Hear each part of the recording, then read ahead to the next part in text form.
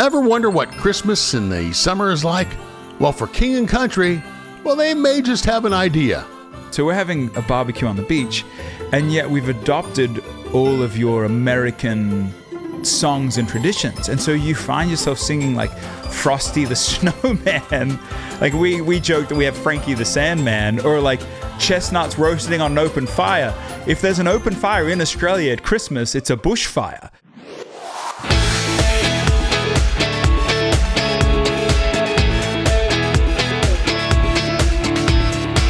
And this is CIA, Contagious Influencers of America. I'm David Sams. That's right, we have the biggest pop rock band in all of Christian music with us right here at the Homestead today. I'm talking about Luke and Joel Smallbone from For King and Country. Now, they have collaborated with the likes of Dolly Parton, Lady A's Hillary Scott. They've won all kinds of awards. They have all kinds of number one radio hits, won 4 Grammys, and their headline tours are always sold out. And coming up in December, they are heading out on their Drummer Boys Christmas Tour. And boy, that's going to be really cool, the Drummer Boy Christmas Tour. And it's going to be something to really see. And if you can't see it, they're going to have something special in theaters beginning December the 5th, a Drummer Boy Christmas Live, the cinematic concert experience. That's on December the 5th through the 9th. So if they don't come to your city with their live tour, you definitely want to go see their cinematic experience in your local theater. So let's get to my interview with Joel and Luke.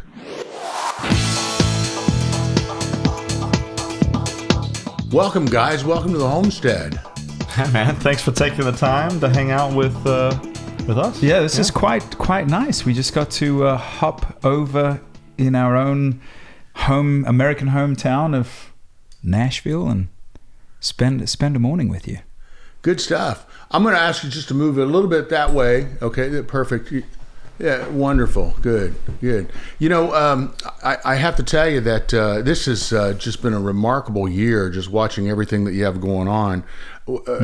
How would you rate this year compared to all the others before?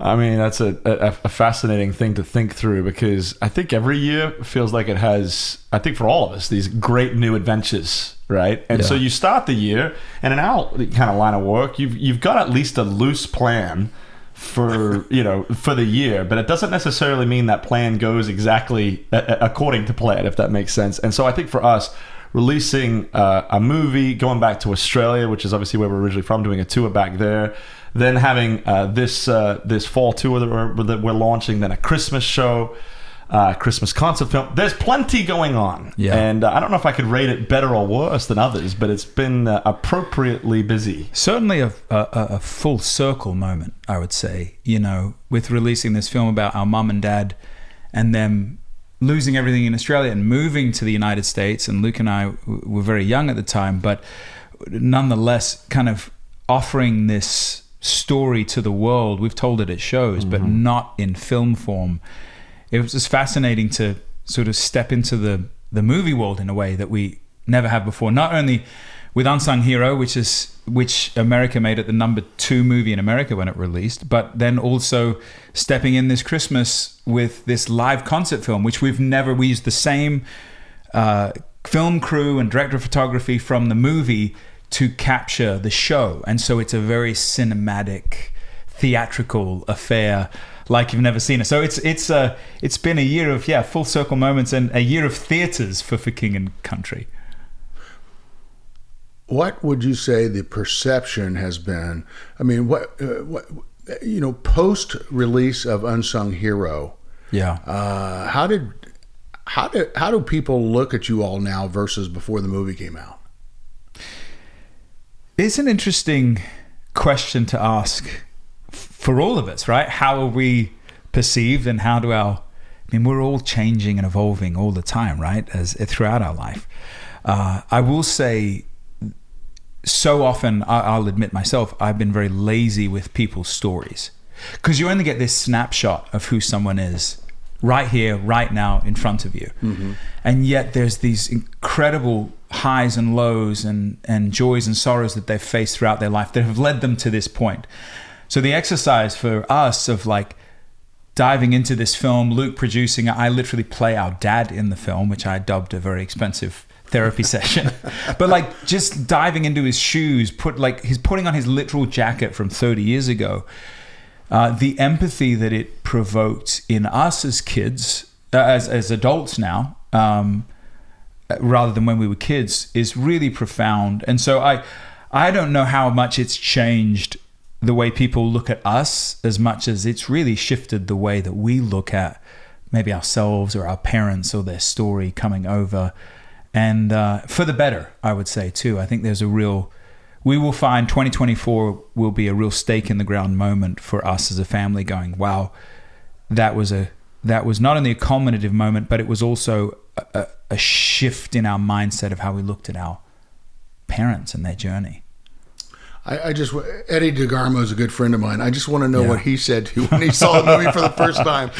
He said, my house wasn't that big. That is what he said. And I think he also said, my hair wasn't that big. Yeah. But it was, Eddie. It was very, what do they say, feathered or teased? Or, right.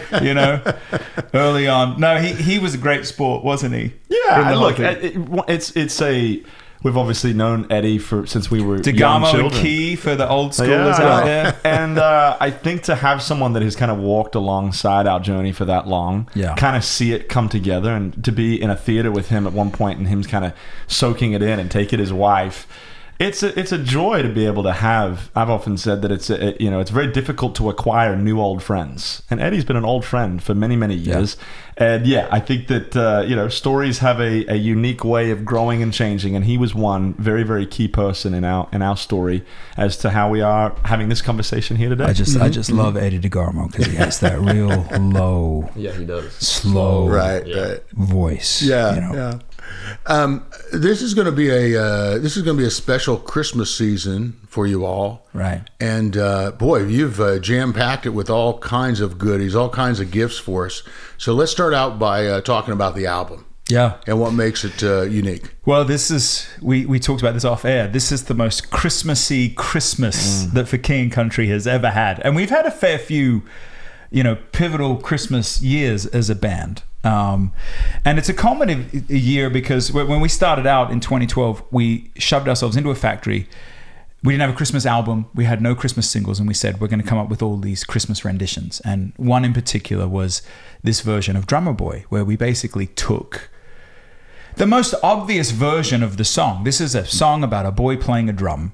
And so we were like, let's put a load of drums on this song. And so from performing it on, CMA Country Christmas on ABC to performing it, I don't know how many consecutive years on tour now, to releasing an album called Drummer Boy Christmas. And now we're at this sort of kind of, again, full circle moment where we're releasing a Drummer Boy Christmas live into theaters across America and maybe even the world. And then also, as you mentioned, this live Christmas album. And we're excited about the live Christmas album because so much about what Luke and I love to do as For King Country is live. And yet we've not really offered folks many live representations of us. And so this was captured towards the end of last year at a sold out show with 11, 12,000 people in Houston. And it's just really electric. And so we're proud to be able to not only put it in theaters, but then put it into people onto Spotify and Apple Music and Pandora and all the rest of them this Christmas. So I know in Australia you had no Thanksgiving. I'm assuming you had Christmas, right? Yeah, we're not that far gone. Yeah, no, we're not very thankful people in Australia, evidently. So what was Christmas like growing up? It's hot. That's probably the biggest change. I'll never forget. We came over for our first Christmas in America. And it snows, all right? So we're outside Christmas making snow. Our little boy brains fell out of there. It's just an amazing, amazing experience to see snow when you don't grow up with it.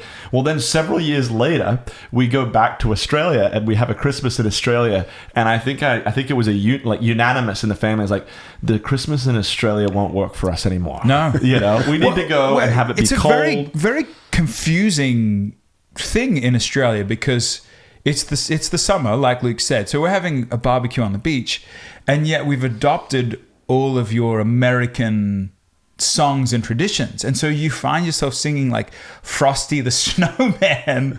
Like we joke that we have Frankie the Sandman, or like chestnuts roasting on an open fire. If there's an open fire in Australia at Christmas, it's a bushfire. Like you need to run. You don't need to like write a song about it. And so we finally, when we did come to America, like Luke mentioned, and it snowed, we were like, this, all of a sudden, Christmas made sense for the first time, you know. I think you just came up with the song idea. Frankie the Sandman. Yeah, exactly. Yeah. Just adapt all those with what you just That's said. good. There you go. That's good. That's right. Another one of our favorites was "I'm Dreaming of a White Christmas," because it was like that made a lot of sense to us. It's like you're definitely dreaming of a white Christmas in Australia. You know? So when you were growing up and you had Christmas in Australia, what were some of the traditions you had as a family? Most of the time you went to a beach, you know, you went, and obviously it was usually with family. It was very common to go out and play. You guys don't know this sport, but cricket. We have crochet. I know. We have a big cricket match the day after Christmas, which is called Boxing Day in Australia. So usually you're going to watch it the next day. So you're on Christmas Day, you're out there playing cricket together. You know, you're doing very similar things, getting together. But in America, you're not usually outside. Yeah, you're wearing your swimmers. You know, you go. Yeah, you may go for a swim in the ocean. You know, and so it's very different. But obviously, it still is similar in that you're spending with people that you love. And Santa Claus still makes it all the way down there, surprisingly. It's a long shocking. way down. See, I just think the opposite. I think, well, wouldn't it be great to be in the ocean at 85 degrees at Christmas time versus the cold weather with no sun? Go and spend a few Christmases in Australia. Go to Australia. You'll see how you like it. Yeah. Okay, so let's talk about the album, and tell us about some of the goodies on the album. Yeah. Well, like we said, this is really, the album is a companion to this live cinematic film that we captured last year. And the thought process was, you know, we see these concert films and you're always sitting in one perspective. You're sort of sitting up in the rafters or you're looking at it from one POV. And we wanted to kind of bring the audience up close and personal. And so we brought in the film crew, like I said, from Unsung Hero, the movie, actually, and captured it in a way that we've never captured anything before. And so visually and sonically, we had an Emmy award-winning sound mixer, put it in 5.1. And so it's kind of it's a whole new experience. I don't even know if we realized how special it would be. You know, we captured it on faith that this would be something that we could put into theaters and put on streaming platforms. But it really has come together in a beautiful way. And so the album is all of these, you know, for King Country, original Christmas songs, as well as, you know, Silent Night and Drummer Boy and Emmanuel and some of your favorites, with this, for King Country flair, but also, you know, 11,000 people singing these songs. And it's really, you know, as I said before, it's really quite an electric experience. And so our hope is that, like most of what Luke and I have done as a band, is that we can accompany people through their Christmas season. You know, that this live show in theaters will be a bit of a pageant or a play or, you know, a family moment for kids and parents to get together, and also that we'll be able to reach onto people's phones, into their homes, into their cars with this album, and create some memories together with this music. So let's talk specifically about Silent Night. You know, which is definitely probably my favorite song, because growing up, my dad's a pastor and would have a candlelight service, and it always ended with Silent Night, right? Yeah. So let's talk about your rendition of that. Well, you know, even going back to what you were asking about, you know, kind of the album as a whole, part of my hope for the album, the live album, is when you go have that church experience like you were just talking about growing up, the favorite moment for everyone is Silent Night with the candles. And so our hope is to bring that moment into the everyday, to be able to have your own personal Silent Night when you're taking the kids to school, to be able to have your own personal Silent Night when you've got a fire going at your house and you're putting up the stockings and you're putting up your Christmas tree. To me, those are the memories when people ask you about the good times, right? They're talking about those specific memories. And so for us, it's our hope to be the soundtrack to those memories, you know? And so I think for Silent Night, you know, we do it in our own for King and Country way, but in some cases it's this delicate balance of not doing too much, but also not doing enough, you know? And so for us, our hope is that this version of Silent Night is one that you can listen to with great ease, but at the same time with great intrigue. And to your point, David, it's the one moment that we have a pyrotechnic safe carols by candlelight moment in the show where we have everyone switch their cell phone flashlight on and we just light up the arena. And we're actually in the middle of the room. We've gotten on this pod and we've hoisted about 30, 40 feet in the air. And it's just this, it make me cry. Just this, you're celebrating this song that's celebrating the meaning of Christmas. And that is, you know, God coming to earth as this vulnerable child and the impact that it had from that day to this and continues to have. And you're singing it unanimously in this pivotal moment. It's you feel it on the recording. It's quite emotional, and visually it's one of the most kind of captivating moments of the whole, you know, cinematic experience with these lights, just a sea of lights out there.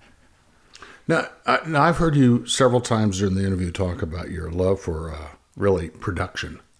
Yeah. I mean, that keeps coming through. Even more so than music, making music. No, it's interesting how you have these multiple talents, and at the end of the day, you don't just you don't just hire them out, so to speak. How much time do you guys really put into thinking through a production? Too much. Obviously, a film. It's an appropriate question to ask today because we're literally right in the throes of one of the most terrifying. Look, you got to know a little bit. You know, you spoke a little bit about the film earlier, and you know what's changed or whatever. Well, most people now know, but probably didn't know that was our training ground in some cases. I mean, I was a lighting director. You know, probably it was always far sound too young. And visuals. Joel was a stage manager, so we grew up as a crew. You know, as just doing. Our older sister's an artist by the name of Rebecca St. James. Sure. So we grew up doing that, and so I think for us, being an artist is an interesting thing because it's not just music. It's not just interviews. It's not just the live show. It's kind of all of it. And in some cases, I think for both Joel and I, we want to be involved in all of it. That's part of what I think is interesting and attractive. Obviously, the music's got to be great, but the show's got to be great. Yeah. The production's got to be great. There's got to be intrigue. There's got to be interest. And so I think that we really do enjoy I don't know if the game is the right word, but the game of trying to figure out how do I make this. How do we make it world-class? How do we make it captivating? And it always starts with the music, doesn't it? But I think what's interesting about this year is that it's such a visual year for us with Unsung Hero and now this live cinematic concert. And it's taking the sonics and putting pictures to it. And that's always been really exciting to us. And how much did you get that from your dad? Oh, have you met Dad, by the way? Yes. You know you guys share a name. We talked about this. My middle name's David. Josh, who's just sitting to my left, his first name's David. So Dad basically named all his kids David in some way, shape, or form. But it's like George Foreman named all of his kids George, right. That's it.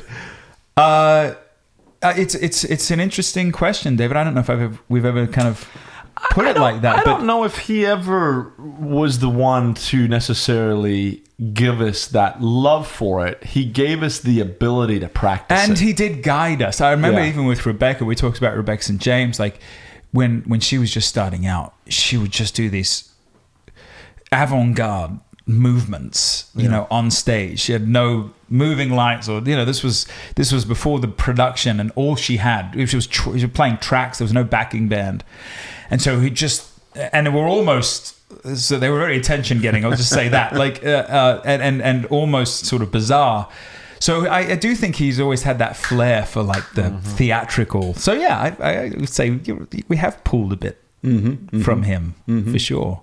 So this truly is a family affair. I mean, what you got going on here? I mean, you could not have done this just the two of you. No way. Yeah. No, even you speak of our production. Our oldest brother Daniel he's the live concert designer. And so you go through. Obviously, we've learned most everything that we know today from working with our older sister. And then we've got our brother Daniel, who's the lead designer of the show. Then we've got our brother Ben, who have done X amount of music videos, made films together. And then obviously it's Joel, myself, our next little brother, Josh. I often joke that I work for him. And then our little sister's been a part of creating, all sorts of different things for us. So yeah, family, it's funny, we're talking about Christmas, but family to us is, it's incredibly complicated, but incredibly purposeful and incredibly meaningful. Yeah. And I think that as we get to gather around for Christmas, family becomes even more powerful. And to be able to have done it for as long as we've been doing it together for the most part is I think, something that we look back on and are very proud of to this day. No doubt. Christmas is great, but it can be also very difficult for folks in many ways. Yeah. Particularly this Christmas. I feel like half the country was going to be very upset either way. Mm-hmm. How do you navigate that? And I think one of the things that Luke and I have been very fortunate to sort of experience in this family dynamic is we're all very different people. Mm-hmm.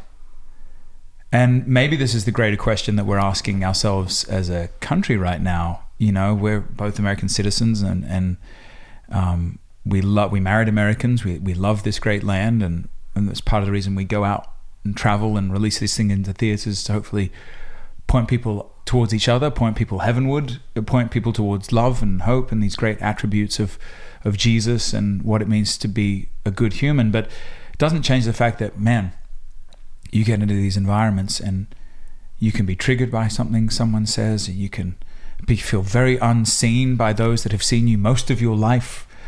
And that's very real. And there's a lot of, we leave a lot of space. And the truth be told, there are some families you just can't do it. It's too hard. And that's, you can't force yourself into those situations. I do think, showing a bit of love, showing the hallmarks of what this Christmas season is actually about, which is, God coming to earth while we were still in a mess, while we were still sinners, as the good book says. Not when we got our business sorted out. He came into the mess. Sometimes I feel like we can just practice a little bit what he did. We can go into the mess at Christmas and go, not even just tense up, just embrace the mess. Go, hey, this is the mess of my family. Mm-hmm. This is the mess of what it means to be human. But thank God for Jesus. Thank God for love and hope and joy and peace, because maybe we can actually have these great attributes in these hard, heavy moments. Maybe. So you all experienced, at least as depicted in the movie, you all experienced a couple of difficult Christmases. What was that like when you first got here? I think that for us, we got the gift of a little bit of struggle, because we got to see the local community really come around and love on us. Some of I think that my most cherished memories were some of those early Christmases where you're unsure, excuse me, when you're unsure as to what Christmas was going to look like. We got to see what generosity looks like.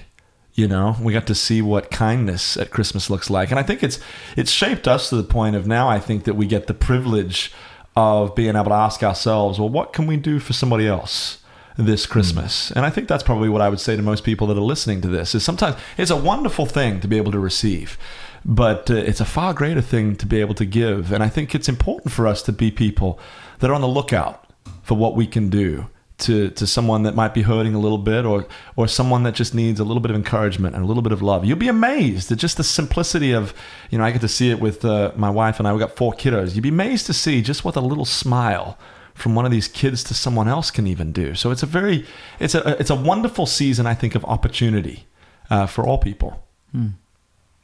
So what traditions have you established since you have been in America for Christmas that you want to carry on with your kids? Or what things are you coming up with? Yeah, look, I mean, for us, our favorite thing at Christmas time is on Black Friday. Instead of going to the stores, we go to the Christmas tree farm, and we go and it's in our little town where we live. It's kind of like I don't want to say it's the thing to do, but there's all the local community comes out and you're picking out your Christmas tree. And so you're picking out your Christmas tree with your neighbors, whether or not they're the ones that you know or not, but they're your people. And so just being in and around those moments and making these memories, I think that for us, it's our kids so far. Our oldest is going to be 12 this year. It's still his favorite thing to do is to go get the Christmas tree. So then we take it home and we set it up, and we put on the Christmas music, maybe put on a Christmas movie, It's a Wonderful Life or something like that. And you make these Christmas memories together. And that's just a tradition for us. That's just a reason for us to be together. You're doing something a little bit special, but it's the being together that makes it remarkable. It's being together that makes it memorable. One of the things we did that we somewhat depicted in Unsung Hero when we were kids is we, Santa Claus, like I said, makes it all the way down to Australia. But he doesn't, by the time he's gotten there, I think he's too tired to actually wrap the gifts at that point. So we actually put like either some sort of sack, like a pillowcase that we've decorated, or even a rubbish bag or something at the end of the bed. And we'll go to sleep the night before. It's almost like our version of a stocking. And in the middle of the night, instead of coming down the chimney, because again, in Australia it's warm, so we don't really have many chimneys, he will sneak in. So it's actually kind of creepy. He will sneak into the room. He'll eat a bite of the chocolate chip cookie and have a bit of the milk. And then he will fill up the bag at the end of your bed. And so you'll wake up magically the next morning and it's all full of presents. And the first Christmas, particularly, we were here, we weren't going to be able. I remember Mum coming and saying, "Hey, Christmas is only going to be, Santa's only going to be able to bring us gifts from the dollar shop this year." And I was like, "Mum, Santa's not dictated to by our financial situation. He's gonna pull through." So, unbeknownst to us, a first grade school class found out that we weren't going to be able to give each other gifts, and so they helped Santa Claus in America. Our first Christmas in America. They said, make a list of all the things your kids want. And so we made a list, and we had more presents that year, David, than we'd ever had. Mm-hmm. So it was this oxymoron. Like, we had barely any furniture in the house. We were barely making it by. And yet Santa Claus had just shown up in full swing. And I remember going to Mum on Christmas Day and being like, "Hey, see, Santa Claus pulled through. Comes through, I just want to ask you finally, let's talk about the word hope. Yeah. And, good word. What responsibility that word carries with you all. Yeah. Well, sorry, I'm having too much latte. Hope. Should try a milk substitute, That's bro. right. I don't like that. It's going to kill you faster. Hope, it's funny. Just being a child, when I thought of that word, it was, I'm hoping to go see my friends today. I'm hoping for a great, baseball game or whatever. And I was reading the other day in the Bible, and someone said, one of the kind of cliff notes was saying that in the Bible, hope is a certainty. And yet in the English, they don't know how to translate it perfectly into English, because we translate it as hope, which is a little bit like it's wishful thinking almost. I hope that this will be this way. And so for my hope, my hope for this Christmas is that when people are using the word hope, they're actually declaring a certainty of where they find that hope. And because when you are certain of something that is that big, that massive in being in Jesus, it transforms the rest of the way you live. It transforms your Christmas. It transforms your receiving. It transforms your giving. And so to me, I hope for people this Christmas for that hope to be a certainty, not just something that, as Joel would say, is this wishful thinking. Yeah, wishful wishful thinking, it's interesting. We faced a similar issue with the word joy. We actually wrote a whole song about it, and these great pillars, if you will, of the fruit of the Spirit, love and joy and peace, patience, they can all become these sort of fluffy hallmark versions of themselves, where they're not an ideal anymore. They're not something to choose or not something to strive for. They're something that someone should give to you versus you reach out and grab hold of, And we found with that song, it was a really actually particularly hard song to write, because it's like, how do we give it weight? How do we give joy this idea that we can reach out and we can choose it every day and we can grab it every day? I think it's similar with hope, right? How do you get to that place where instead of it being just simply wishful thinking, hey, I hope in a prayer, that you set an intention. It's vision. It's almost like there is this great hope. No matter all of this calamity, there's this great hope that I can reach out and I can pursue it and go after it and attack it, versus just idly sitting by a fast food restaurant and trying to order it and it show up in 15 minutes. That's good. So looking forward into the next year, how in the world do you top 2024? I don't think I don't mean to put any pressure on you, but you go away is what you do. I think that I don't think you ever compete against yourself, right? Or you're not even competing against anyone else. Everyone's on the same team. Oh, right? I compete with myself every day. Well, David. maybe you shouldn't. And other people. Next year is going to be a year of creating, new things. We need a little bit of a breather, if that makes sense. But I think that when it comes to new music and creating that, and potentially a new film, the 2025 is going to be the year of creation. And so when we have more information, we'll share with you that more information when we get to it. Well, guys, thanks a lot for stopping by the homestead and spending some time with me. It's been fun. Hey, thank you, man. Appreciate the time. Thanks for having us, David. Merry Christmas. Merry Christmas. Doesn't that feel good? Ho, ho, ho. You actually sort of... You do that too well. You sort of slightly look like a Santa Claus at this point. I've been told that many times.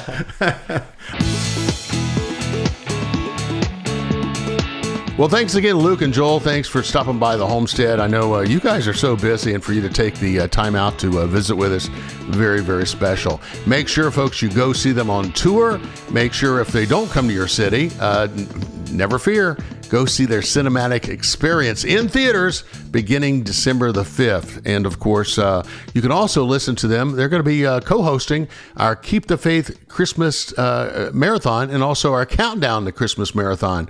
The countdown airs on Thanksgiving Day and the Black Friday on most stations. And of course, the Christmas Marathon airs on Christmas Eve and Christmas Day all across America. And we want to thank our friends at Curb Records for being supportive of Keep the Faith. Until next time, I'm David Sams. Go out there and live that life in living color, because it sure is a heck of a lot more interesting than living it in black and white. And by the way, Merry Christmas.